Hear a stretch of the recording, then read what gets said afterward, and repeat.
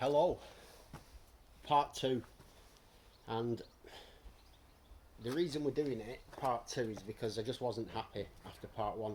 I had a look, and the tree that was here and the thicker tree here, they just didn't look right in the composition. I wasn't happy with it, so I've been out and picked up a few more whips to add in. I want it I want it thicker and more dense. I love these forests when they're dense and they really remind me of a crowded woodland rather than just the odd tree sticking around. So I've got one here which, again, it does have a lean to it, but it's a more gentle lean, and it's kind of suggesting that it was going out and it's come up. So I think this is going to look a lot better in this spot. So I've done the same thing to the roots. I've just flattened them down and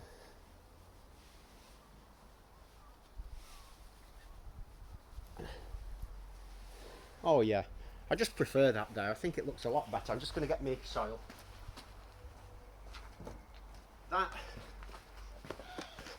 That looks better. It just looks like it's meant to be there much more than the other one. It looks more natural, and I'm really drawn to the kind of naturalistic style bonsai, you know. Oh yeah, so much better. That perfect. Well, maybe perfect's a bit strong, but now I've got quite a thick one here, and I thought this can go here and really add some weight to the left hand side that was a bit skinny. So it's going to be a struggle to get this one in a bit. I'm just going to open up a nice space and settle this one in like that. All the roots will ultimately all kind of mesh together and all become one, so I like that. I like the weight of that tree there, balancing the composition. Now we definitely need something at the front here, another one there for sure, and possibly one that's interesting. This one's got a bit of movement to it, which I like. It's not crazy movement, but it's got a bit of something going on, and it'll fit nicely close into the edge of the pot here. So if I just make some space in here, I can definitely get that in there. Nearly sent the lot flying. That would have been funny.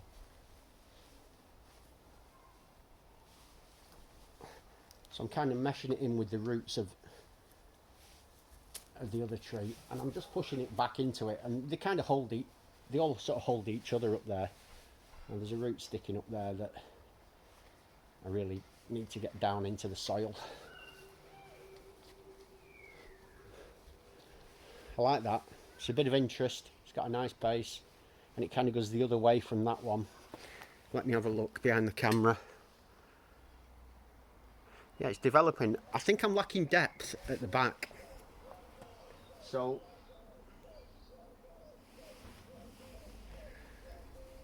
I've got one here. It's got a nice bit of movement to it actually. But I don't want all the interest at the front. There's got to be interest at the back as well. You generally have the thinner ones to the back, but I think this will work. So I'm thinking if this can go over here, perhaps. Yeah. Let's go for that. I'm just creating a space for it. Push these forward like that.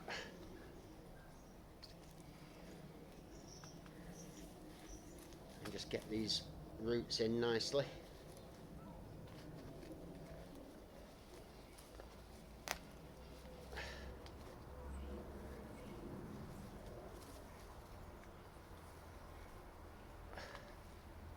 Yeah, I like that.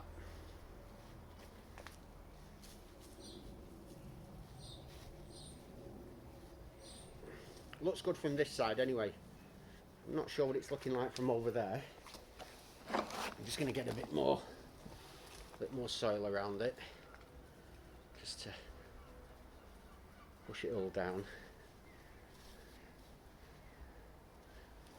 So that's feeling a lot more like a natural woodland to me now. It's looking more higgledy-piggledy, it's looking busier. There's like little mini groups happening. There's quite an empty area here, but what I don't want to do is just plonk one in the middle of it. I think with the last tree, I want to put it close to another tree, because they do sometimes grow together, trees in the wild, and I want this almost to be, I want to keep that space here, so I'm thinking perhaps with this one leaning out, it can do the same as that one. It's kind of pushing out and then come up.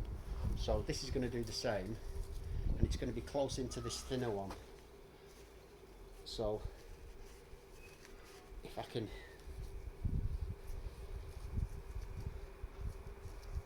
kind of work this one in to the soil in that gap there. There we go. Quite close to this other tree. As I say, I want them close together, and I want to keep that empty space.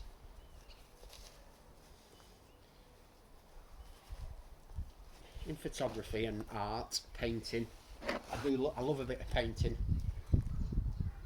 You might be surprised, but I paint trees. Generally abstract, in a kind of semi-abstract in acrylic. But in painting, in photography and in bonsai, negative space is important, the use of negative space. And let's have a look at that. So I like it and it works. I just wonder if the one I've just put in is being hid behind this. So if I can pull this one forward a touch like that and get that one a bit further over like that, that's more what I had in mind. It's closer to the other trunk, almost like a twin trunk, but it isn't. And this one is not blocking it now from the view from the front. Oh yes, yes. I hope you get the idea of kind of what I'm going for when I'm talking about this stuff. This tree here is sitting behind that one, and I like the fact that it's leaning that way, because I do like these trunks that cross, but I'm wondering if I can keep it leaning like that, just pull it across a bit like that, so I keep the lean on it, because in a forest they don't all shoot straight up trees. Oh, I like that. I like the lean of the tree. There's lots going on. I think it works. I think looking at this now, I'm very happy with that composition. Just this tree and this tree seem to be in a bit of a line, and I'm just wondering if I can just pull that across, just a touch. It doesn't need to be a lot. Tell you what, this is a lot easier than landscape photography, where you can't move them. There's a lot of photographers I know who'd love to, they'd love to be able to move a tree or two, you know, when they've got a composition that looks great, but it's just there's a tree spoiling it. There's so many scenes like that knocking about where you go, oh, it's so close. But with bonsai, of course, we're in control, and we have that power to move the trees. There we go, that's nice. So this tree is now sitting between these two from this view, and I do want this composition to work from all views. I want it to work from wherever you're looking at it, but ultimately I want it to have one main sort of nice view from the front, where it's kind of all the trees are sitting optimally. And so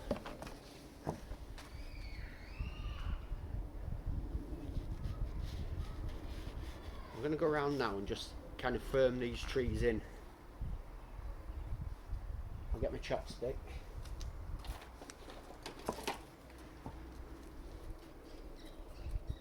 Just work the soil down into the roots. Make sure there's no big air pockets in there. And that's it. Oh, I'm so much happier with that than the previous version. And yeah, I think that's going to look great. Give that a few years, let these develop. I'm going to, well, I'll take the camera off now. And what I'll do is, I think in time, obviously I'll shape the top, but for the time being, all I'm going to do is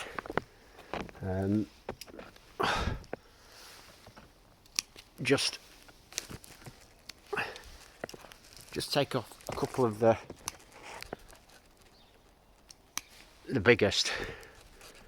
very biggest branches.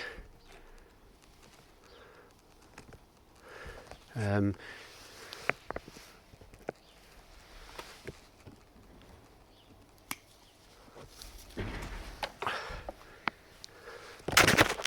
that's it. In time I'll reduce the height, but you know, for now there's one just there that I'm not so keen on. Oh, that flew.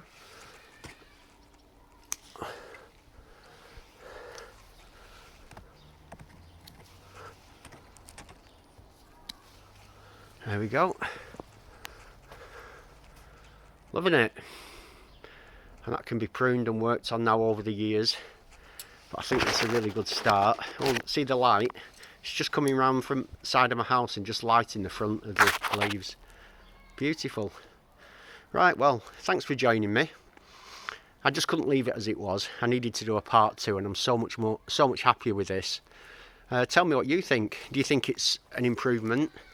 You know, I think that's sort of the final kind of view of the bases, coming out to an overall vision. So yeah, let me know what you think, and thanks for joining me. And as always, you know, hit that subscribe if you've enjoyed it, and catch the rest of me ramblings. I'll see you soon. Thank you.